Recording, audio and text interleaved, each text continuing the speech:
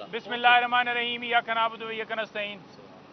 आज तोशाखाना केस की अडयाला जेल में समाअत थी, जिसमें आज 36 दिन जो रिमांड के हैं वो पूरे हो रहे हैं। 40 दिन रिमांड के जो एक नैब तरामीम की गई थी वो इसी वजह से की गई थी क्योंकि इन्हें पता था कि खान साहब और बीबी साहबा के ऊपर ये मुकदमात हमने बनाने हैं, तो लिहाजा रिमांड जो है वो उसकी 40 दिन तारीख रखी जाए कि 40 दिन तक जो है वो फिजिकल रिमांड दिया जा सकता है और कानून के अंदर तरमीम लाने का मकसद ही ये था। उस मकसद के अंदर ये पूरे हुए हैं।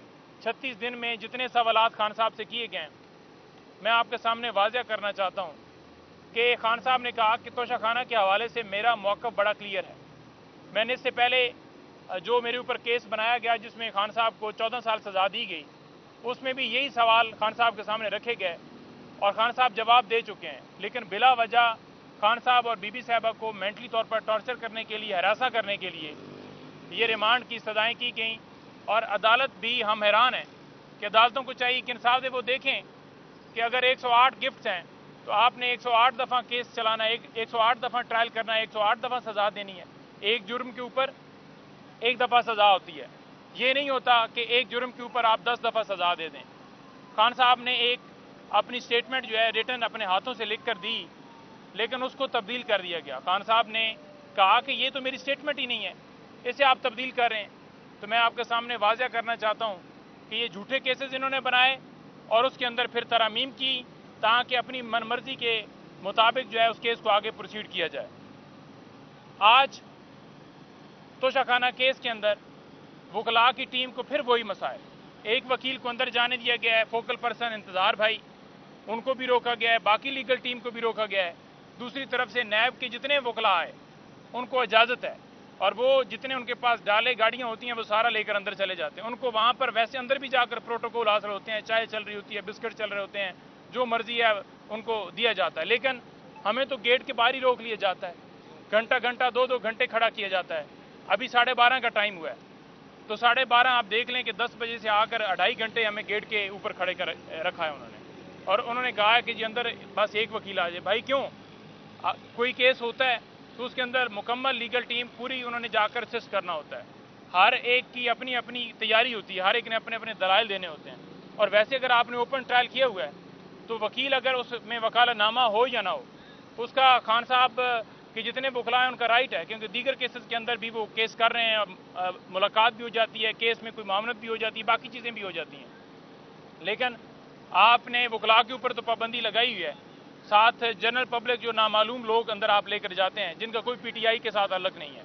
हमारे ये टाइगर सारे आप देख रहे हैं साथ खड़े हैं, इनको रोका जाता है, ये पीटीआई के फेस हैं, इनको रोका जाता है और जहाँ पर जिनको जानती नहीं है उन्हें भिजवाया जाता है। मैं आपके सामने रखना चाहता हूं कि एग्जीक्यूटिव बोर्ड की जो मीटिंग थी 2020 के अंदर, उसकी कॉपी लेने के लिए हमने मुअज़्ज़ज़ अदालत से सदा की, वो हमारी सदा खारिज कर दी गई। हम इस्लामाबाद हाई कोर्ट में गए हैं जहां पर आज समाअत है। हम यही सदा करेंगे कि 2020 के अंदर एक केस जो ये 190 मिलियन पाउंड है वो ख़त्म हो चुका है। वो तफसीलात सामने आनी चाहिए, कौम के सामने आनी चाहिए, अदालत के सामने हम रखेंगे कि एक केस जब 190 मिलियन पाउंड उस वक्त आया और नैब ने धमाल डाली, आज वही नैब दोबारा केस स्टार्ट कर रहा है। उस वक्त केस क्यों क्लोज़ किया गया?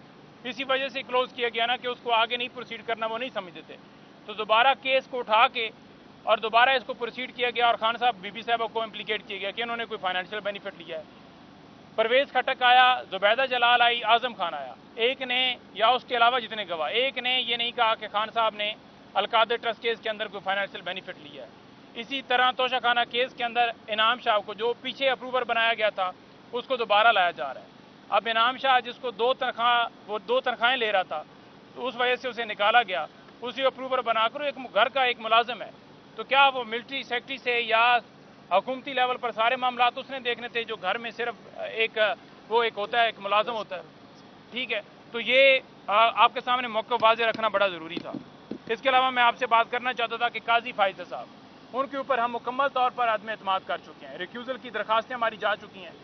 वो तमाम केसेस से जो खान साहब के हैं या बीबी साहबा के हैं या पीटीआई के हैं, उनसे खुद को अलहदा करें, क्योंकि जिस तरह हमारे से बल्ले का निशान लिया गया, हमारे लोगों को नहीं जाने दिया गया, हमें लेवल प्लेइंग फील्ड नहीं दी गई, ہمارے لوگوں کو اغوا کیا گیا، اس کے اوپر انہوں نے کہا کہ کوئی فنڈامنٹل رائٹس کی وائلیشن ہی نہیں ہوئی، درخواست لے کر گئے، اس کے اوپر بھی انہوں نے کہا کہ کوئی وائلیشن ہو رہی ہے، کوئی اغوا نہیں ہو رہا ہے، کوئی کچھ نہیں ہو رہا، بلکہ کہیں اور پر مولیات کا کیس ہو تو القادر ٹرسٹ کیس کے حوالے سے ریمارک دیتے ہیں، کہیں کوئی اور دھرنا کیس چل رہا ہو تو ہمارے اوپر کہتے ہیں کہ اس وقت روک لیا جاتا تو یہ 9 مہینہ ہوتا.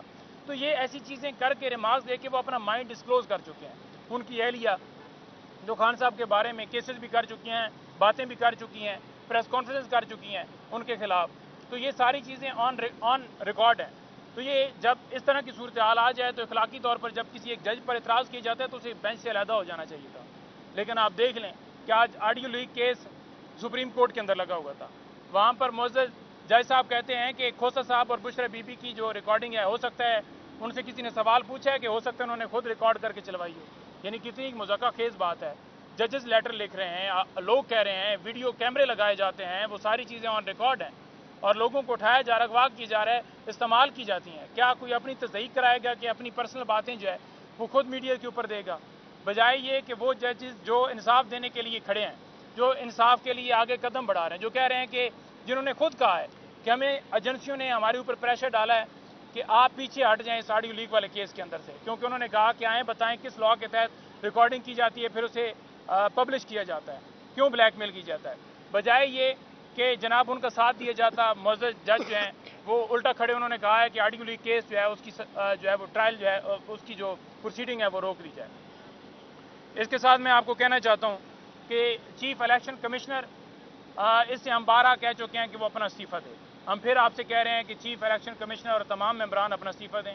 انہوں نے جو دھاندلی زدہ الیکشن کروایا ہے، اور میں آپ کو یہ بھی کہہ دوں کہ یہ جو راجہ سلطان سکندر ہیں اس کی جو وائف ہیں، اس کی جو اہل خانہ ہے، بیٹی ہے جو بھی، ان تمام لوگوں نے مجھے ووٹ دیے ہیں کیونکہ میں عمران خان کا امیدوار تھا اور میرا جو حلقہ ہے اس کے اندر ان کا گاؤں ہے جس کا نام ہے چھانٹ.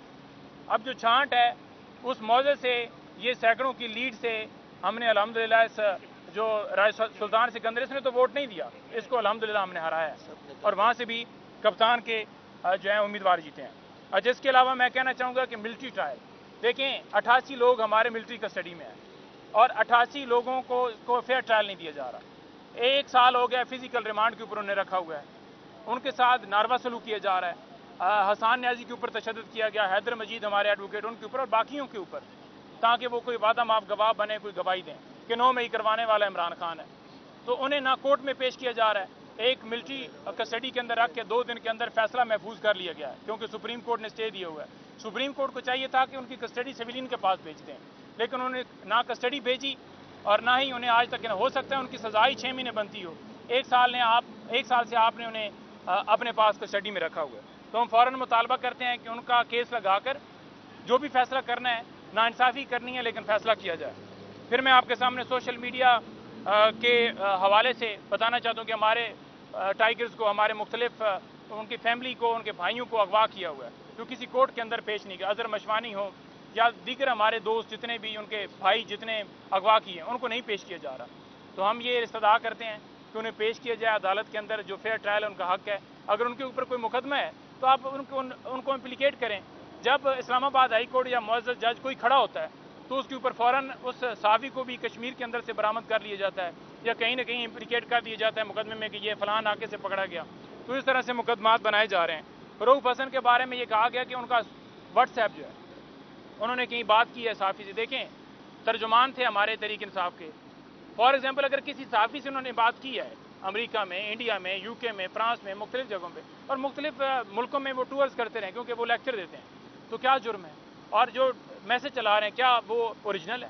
اور اگر اوریجنل ہے تو مجھے بتا دیں کہ انہوں نے کون سا کہا ہے کہ ہمارے ملک کی یہ سیکرٹ آپ کو جو ہے وہ ہم اطلاع دے رہے ہیں کہ سیکرٹ یہ سارے معاملات ہیں، تو لہٰذا انہوں نے ہمارے ملک کو کمپرومائز کیا ہے. تو جھوٹے کیسز میں پہلے اٹھایا گیا ان کو اور تمام لوگوں کو، پھر الحمدللہ بیل اس وجہ سے ہوئی کیونکہ پراسیکیوشن کے پاس کوئی ایویڈنس نہیں تھی. میں آپ کو کہنا چاہتا ہوں کہ 22 تاریخ کو پاکستان تحریک انصاف جلسہ کرنے جا رہی ہے اور 22 تاریخ کو اگر یہ موقع کے اوپر NOC کینسل کرتے ہیں تو انشاءاللہ تعالی میں آپ کے توسط سے یہ کہنا چاہتا ہوں کہ انشاءاللہ تعالی تحریک انصاف 22 تاریخ کو NOC اگر کینسل بھی، کیونکہ وہ بدنیتی کے اوپر مبنی ہوگی، پہلے بھی اجازت دی کہ جان بوجھ کر کینسل کی، اگر یہ کینسل کرتے ہیں تو انشاءاللہ تحریک انصاف پھر بھی جلسہ کرے گی کیونکہ یہ ہمارا آئینی حق ہے. اور یہ روکتے اس لیے ہیں کیونکہ ان کی چوری ڈاکہ جو ہے اس کے اوپر پردہ जो है कोई ना उठाए, जो इन्होंने चोरी की हुई है, डाका डाला हुआ है, वो डाका कायम रहे।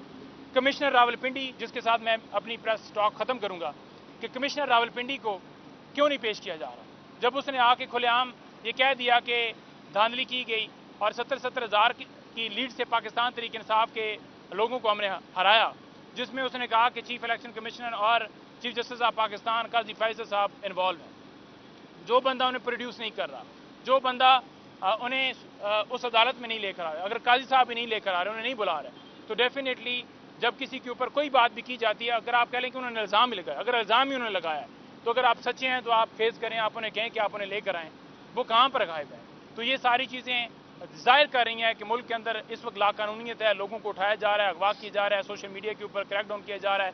जब से इनको पता चला है कि अब 22 तारीख को हमारे जो है वो जलसा करने जा रहे हैं, मुख्तलिफ जगहों पर छापे, गिरफ्तारियाँ, लोगों को उठाया जा रहा है।